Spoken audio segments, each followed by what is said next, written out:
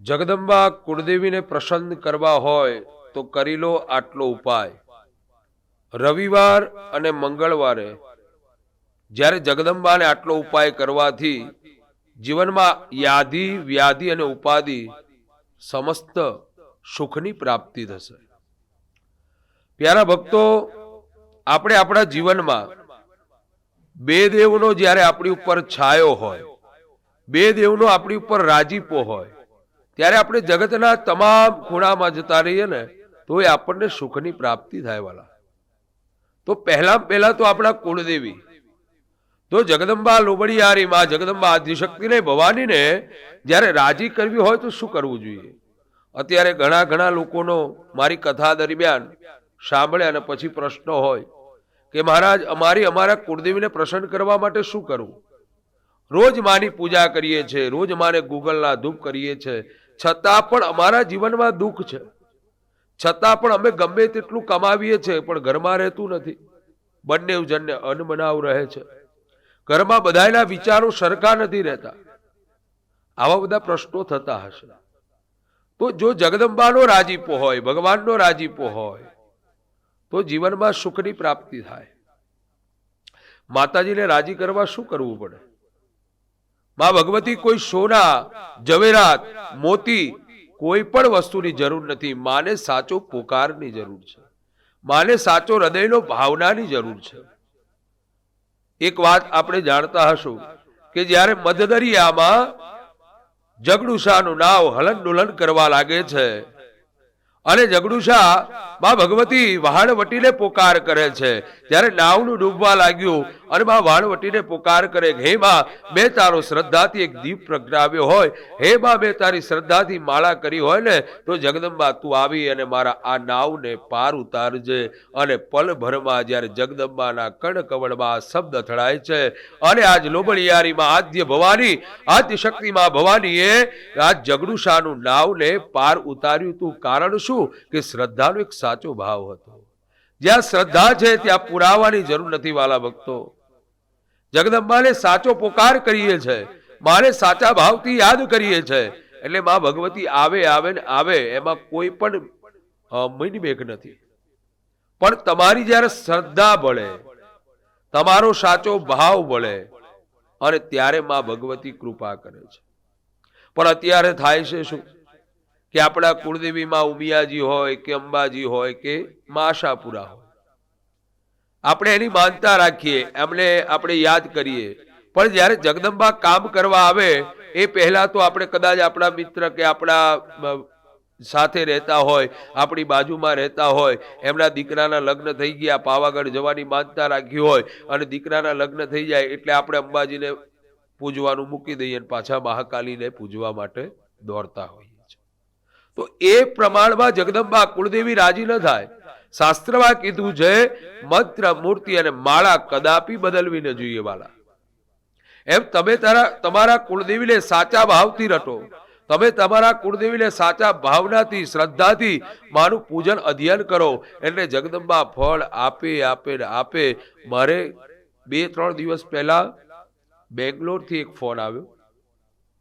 હું મારી કથા પતાવીને નીકળ્યો અને ફોન આવ્યો કે મહારાજ અમે બધું જ કમાવીએ છીએ, અમારી પાસે બહુ સંપદા આવે છે પણ અશાંતિ છે, શાંતિ નથી. અમે ગમે ત્યાં જોડાવીએ તો બધા એક જ વાત કરે છે કે તમારે કુળદેવીનો દોષ છે, દેવી દોષ છે. જો તમારી ઉપર કુળદેવીનો રાજીપો ના હોય તો આ બે વસ્તુ અવશ્ય થશે. ઘરમાં એકબીજાના મન ભેદ હશે. એક જણ વાત કરે ને તો બધા જ જણ સંમત નહીં થાવ. એક બધાના વિચારો સરખા નહીં રહે. ઘરમાં ગમે તેટલું કમાશો છતાં પણ દવાખાના ચાલુ રહે, લક્ષ્મીનો વ્યય થવા લાગે. પોતાના પત્ની પોતાના પતિની વાત ન સાંભળે, દીકરો સ્વસિદ્ધિ થવા લાગે. એટલે આપણે કાંઈક જગ્યાએ વિચાર કરી લેવો આ તકલીફ હશે ને હશે જ. અને ચોક્કસ એ તકલીફ હોય છે. કારણ કે કુળદેવીને રાજી કરવા માટે કરવું પડે શું? તો એક સરળ ઉપાય છે. આપણે ક્યાંય દોડવાની નથી જરૂર, કોઈ ભુવા પાસે જવાની જરૂર નથી. આ દેવી ભાગવતમાં લખેલો ઉપચાર આપને આપું છું. એ ઉપચાર મારા ગુરુ મહારાજ થકી મને પ્રાપ્ત થયો, આજે હું તમને આપી રહ્યો છું. ચોક્કસ એ કરજો. જીવનમાં દુઃખની પ્રાપ્તિ નહીં થાય, ભૌતિક સુખ મળશે, ધનનું રક્ષણ થશે અને તમામ પ્રકારના સુખની પ્રાપ્તિ થશે. ઉપાય છે દર મંગળવારના દિવસે. અહીંયા બેઠેલા કેટલા જણ મંગળવારના દિવસે જગદંબાને પુષ્પ અર્પણ કરે છે? હાથ ઊંચે કરો તો. ખોટે ખોટો ને એવો પડખે વાળા ઊંચો કર્યો ને આપણે હાથ ઊંચો કરી દેવો, એમ નહીં. જે કોઈને કુળદેવીને રાજી કરવા હોય, જે કોઈને કુળદેવીનો રાજીપો વ્યક્ત કરવો હોય, મારી કથા દરમિયાન ઘણા બધા ઉપચારો તમને મળ્યા હશે, પણ આ સરળ ઉપાય છે. એ ઉપાય છે મંગળવાર અને રવિવારના દિવસે એક ગુલાબનું પુષ્પ લાવવાનું છે. એક ગુલાબનું પુષ્પ, એક ગુલાબનું અત્તર, ગુલાબના પુષ્પ ઉપર અત્તર છાંટી દેવાનું છે. અને તમે જે માને માનતા હોય, તમારા જે કોઈ કુળદેવી હોય, એમના ચરણમાં એ પુષ્પ સમર્પિત કરવાનું છે, અર્પણ કરવાનું છે, ચડાવી દેવાનું છે. ત્યાર પછી માતાજીને સરસ મજાની લાપસી સુખડી ધરાવવાની છે.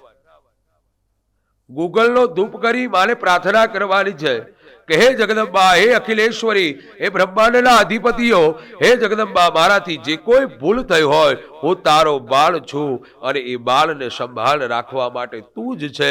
મારાથી હું ભટક્યો હોય પણ છતાં હું તારા ચરણનો તારો દાસ છું. એ ભાવ વ્યક્ત કરી મને આદિ વ્યાધિ ઉપાધિ સમસ્ત દોષમાંથી નિવૃત્ત કરી માં મને એવું સુખની પ્રાપ્તિ કરાવ. આટલી જ મારી આગળ અરજી મૂકવાની છે, વધારે અરજી મૂકવાની જરૂર નથી. હું અને તમે છે ને, આપણી યોગ્યતા કરતા ભગવાન અને ભગવતી આપણને ઘણું આપતા હોય છે, છતાં પણ આપણે એમનો આદર ભાવ ક્યારે કરીએ છીએ? દુઃખ પડ્યું અને માં જગદંબા પાસે પહોંચી જઈએ, હે ને? કદાચ કોઈ પણ એવી જગ્યાએ દીકરીના વિવાહ થઈ ગયા અને પછી દુઃખી થવા લાગે અને ત્યારે માતાજી પાસે જઈએ, માને પ્રાર્થના કરીએ કે માં, મેં આ કાર્યમાં સફળતા અપાવ. પણ તમે બીજી જગ્યાએ ભટકી અને જ્યારે તમારા કુળદેવી પાસે આવો છો, આપણે એક જ વાત યાદ રાખીએ કે આપણે જે જગ્યાએ છે એનાથી આપણા નાના માણસની પાસેથી વાત આપણી જોડ આવે એટલે આપણને કેટલો બધું દુઃખ લાગે, આપણને કેટલી બધી ભાવનાઓને ઠેસ પહોંચે. તો આ તો અખિલેશ્વરી બ્રહ્માંડના અધિપતિ છે. અને કુળદેવીને જો પ્રસન્ન કરવા હોય તો સતત એનું ચિંતન કરવું જોઈએ, સતત એનું મનન કરો, માં ભગવતીનું સ્મરણ કરો, ત્યારે ભગવતી રાજી થાય. પણ આપણે કરીએ છીએ શું કે જરૂરિયાત હોય ને ત્યારે માને યાદ કરીએ છીએ. અને માં એટલી બધી દયાળુ છે. એક્ઝામ્પલ કે તમે તમારા કુળદેવી કરતા તમારા ઘરના દેવી એટલે તમારી માતાને જો તમે રાજી રાખો ને તો ડુંગરાવાળી રાજી રહે. એટલી યાદ રાખજો યુવાન ભક્તો. જો તમે માના આંખમાંથી એક આંસુ પડાવી અને આરાસુરવાળી માં જગદંબાને 5000ની સાડી પહેરાવશો ને, પણ ઉમરામાં બેઠી જો માં રોતી હશે તો આરાસુરવાળી 5000ની સાડી નહીં સ્વીકારે. વાલા ભક્તો, પહેલા તો તમે તમારી માને આદર ભાવ કરો, તમે તમારી માતા સાથે એટલો બધો સ્નેહ અને ભાવ રાખો. જે ઘરમાં માનું સન્માન છે એ ઘરમાં દેવીનો વાસ હોય ને હોય, એમાં કોઈ સંશય નથી. પણ જે ઘરમાં માના આંખમાંથી આંસુ પડતા હશે ને ત્યાં કોઈ પણ દેવી આવતા નથી. માં લક્ષ્મીજી ના આવે, માં શક્તિ પણ ન પધારે. કારણ કે ઘરની માં જો રોતી હોય તો આજ ઉમરાવાળી રોતી હોય તો ડુંગરાવાળી રોતી જ તમને રાખે. વાલા, એટલે જીવનમાં યાદ રાખજો કે તમે તમારા કુળદેવીને પ્રસન્ન કરવા માંગો છો તો આ ઉપચાર તો તમે કરો જ છો. મહારાજ આ ઉપચાર કર્યો છતાં પણ કુળદેવી પ્રસન્ન ન થયા. મારી આગળની કથામાં મેં એક ઉપચાર નાનકડો આપ્યો હતો 7 દિવસ માટેનો. એ વસ્તુ 7 દિવસ મુખ્ય દ્વાર માં લટકાવવાની મૂકવાની હતી.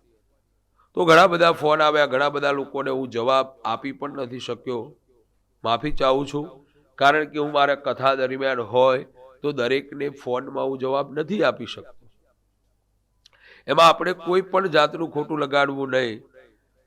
પણ તમારો જે ફોન આવ્યો છે, યોગ્ય મને સમય મળે ત્યારે તમારી સાથે વાત ચોક્કસ કરી તમારા મનનું સમાધાન ચોક્કસ હું કરીશ. પણ મેં એક વાત તમારા જીવનમાં ઉતારી લેજો. યુવાન ભક્તોને આ વાત સાંભળવાની છે, અને જે લગ્ન કરી આવી અને પુત્ર વધુ છે એમને આ વાત સાંભળવાની છે. કે એક નાનકડું ગામ હતું અને ગામમાં એક પરિવાર સુખીમય રહેતો હતો. પરિવાર આનંદથી રહે, માતા અને પિતા બંને આનંદથી રહેતા હતા. બને છે એવું કે દીકરાની વહુ, પોતાના પિતા માતા પિતા દીકરાના હતા, એમની થોડી અપેક્ષા હોય કે મારે આ નવું નવું ખાવું છે, જમવું છે. જ્યારે વૃદ્ધાવસ્થા થાય એટલે આ બધી પરિસ્થિતિઓ સર્જાતી હોય છે. તો એમણે એના પતિને હાથમાં એટલા બધા ભાવમાં લાવી અને વૃદ્ધાશ્રમ સુધી મૂકી આવ્યા છે. વાલા ભક્તો, એક વાત યાદ રાખજો, તમે તમારા મા બાપને વૃદ્ધાશ્રમમાં મૂક્યા હશે તો વાલા ભક્તો, તમારા દીકરા તમારી પાસે એવું જ કરવાના છે. જેવું કરશો એવું ભરવાનું છે. અને પછી સહસ્ત્રચંડી યજ્ઞ કરવા માટે, સતચંડી યજ્ઞ કરવા માટે તૈયાર થયા. પ્યારા ભક્તો, મેં એ યુવાન વ્યક્તિને એક જ શબ્દ કીધો. સુરતના દાંપત્ય જીવન ગુજારી રહ્યા હતા.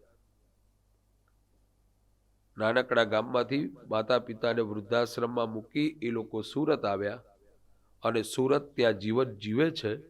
હવે જીવનનું પલટું એવું પાન માળી ગયું કે જેટલી સંપત્તિ હતી બધી ચાલી ગઈ. કારણ કે મા અને બાપ આંસુ પાડતા હતા વૃદ્ધાશ્રમમાં. એ આંસુનો જવાબ દ્વારકાધીશ આપતા જ હોય છે. વાલા, કદાચ તમારા મા બાપ તમને કઈ ન કહે, પણ જગતનો બાપ તો બધું જોવે છે. આજે નહીં તો કાલે, કાલે નહીં તો 20 વર્ષે પણ તમારે તમારા મા બાપને જો આંસુ પડાવ્યા હશે તો એનો જવાબ તમારે વાલા ભક્તો ચૂકવવાનો છે.